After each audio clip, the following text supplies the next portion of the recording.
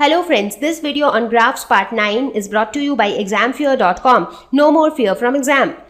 Now, based on the concepts that we learned on linear graphs, let us quickly look at some of the questions. Question number 1. Draw the line passing through 2, 3 and 3, 2. Find the coordinates of the points at which this line meets the x-axis and the y-axis. Okay, so here you are basically given 2 points. One point is 2, 3, the other point is 3, 2. In fact, the coordinates of the 2 points are given. So first we draw the x-axis and the y-axis. Now let us try to draw these 2 points. So the first point is 2, 3. So 2 on the x-axis. So this is 2, 3 on the y-axis. Correct? So if you draw a line from here, so both of these meet somewhere here. So this will be your 2, 3. Similarly, you will draw 3, 2. So this point is 2, 3. This point is 3, 2. And then you join these 2 points and you kind of stretch it on both ends so that this line can cut the x-axis at a point and this line also cuts the y-axis at a point, because we also need to find out the coordinates of the point at which this line meets the x-axis. So it meets the x-axis at this point. So the coordinate of this point would be, x coordinate would be, on x-axis you have 5 and on y-axis you have 0, nothing basically. So this would be 5, 0. And the point where it meets the y-axis is this point. So the x coordinate would be 0 because on x you actually have nothing. So this would be 0 and on y-axis it is 5. So this would be 0, 5. Question number 2. State whether true or false. Correct that or false. A point whose x coordinate is 0 and y coordinate is non-zero will lie on the y-axis. So let us quickly draw it here. So let's say that this is x-axis, this is y-axis, this is the origin. So we are talking about a point whose x coordinate is 0. So that means the point doesn't have anything on the x coordinate. So it is here at point 0. But the y coordinate is non-zero. That means the point is somewhere here somewhere on the y. It has some values on the y-axis. So what does that mean? That means the point will lie somewhere on the y-axis. Only in that case, its x coordinate can be 0. Correct? So yes, that means this statement is true. Let's look at the second one. A point whose y coordinate is 0 and x coordinate is 5 will lie on y-axis. So in this case, the x coordinate is 5. That means on the x coordinate, it is somewhere here and the y coordinate is 0. So that means the point will lie here. The point will lie on the x-axis. So this is false. So the point will lie on x-axis.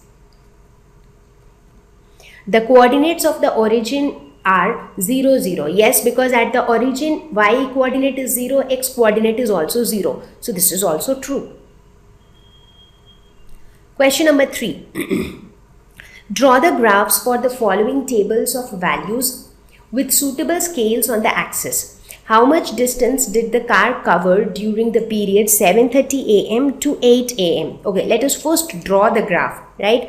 So it is, the time is given and the distances covered is also given. So let's say that on the x-axis we consider the time and on the y-axis we consider the distance covered.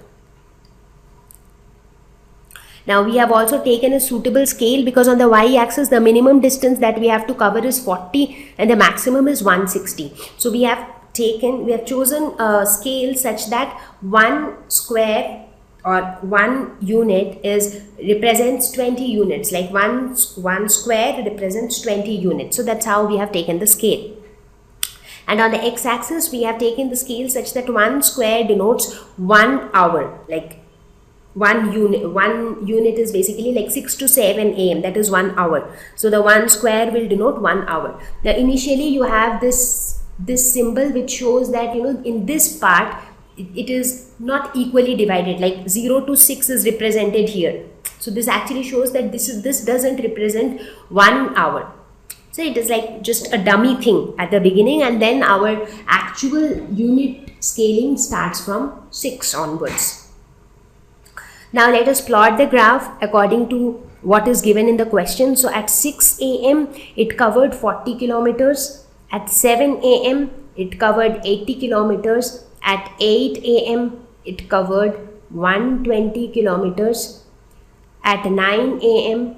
it covered 160 kilometers. So you got these 4 points. So now what you can do, you can join these 4 points. So now I am doing it with a free hand. When you do it with a scale, it will be like more accurate.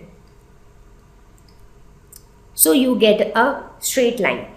Now let us try to answer the question. So in the first part of the question is asks how much distance it covered during 7:30 to 8 a.m. So 7:30 is somewhere here. So corresponding to 7:30, how much distance it would have covered? Somewhere here. So if you look at the distance that it had covered at 7:30 a.m.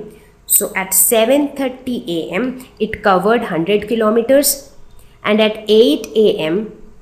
it covered 120 kilometers. So basically between 7:30 and 8 a.m. it covered how much kilometers? So 100 kilometers it had already covered at 7:30. 8 a.m. it covered 120 kilometers. That means only 20 kilometers it covered between 7:30 to 8 a.m. Let's look at the second question. What was the time when the car had covered a distance of 100 kilometers since its start?